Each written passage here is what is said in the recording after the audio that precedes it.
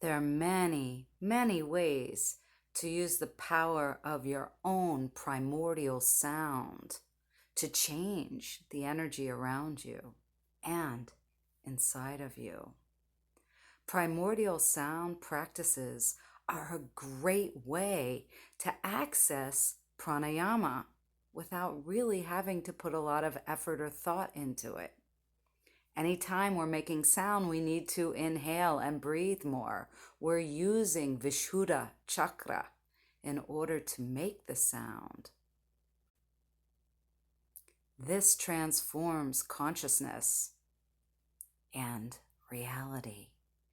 Using primordial sound and mantra practice is a magical way to change you and the world around you.